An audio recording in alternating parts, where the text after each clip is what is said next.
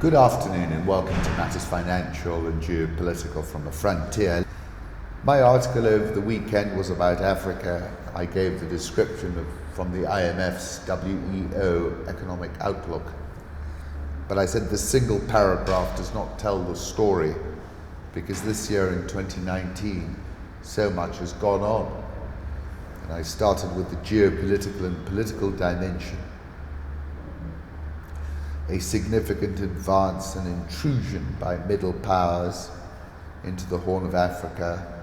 The Oud Spring in Khartoum met a red in tooth and claw counter-revolution, and Sudan feels like an African fault line.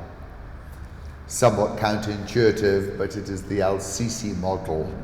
Interestingly, Ahmed was meeting with him yesterday, which is delivering economic growth of 6%.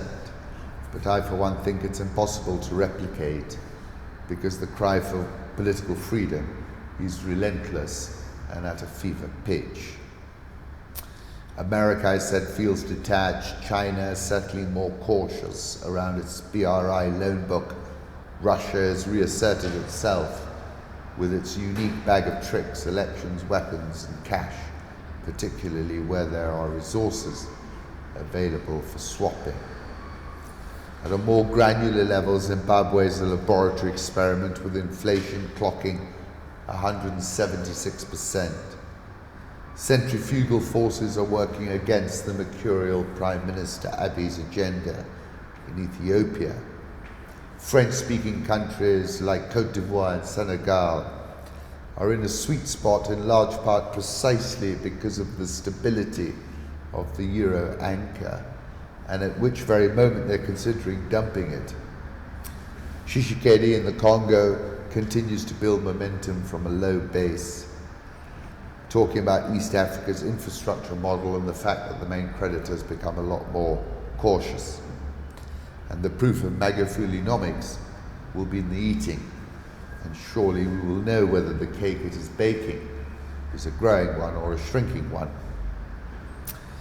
I said the overarching, and interestingly, at a time when the rest of the world seems to be embarked on a process of fragmentation and globalization coming apart at the seams, Africa's proudly moving counter-trend with the African Continental Free Trade Area. Saying balance sheets are fully loaded, referenced the Fitch ratings, revising its outlook on South Africa to negative, though it remains BB+. Spoke about a deteriorating ratings trend line, not just in South Africa, but in other countries. And the fact that negative interest rates meant that the positive interest rates look high and handsome in the current environment, but saying that elastic band will snap.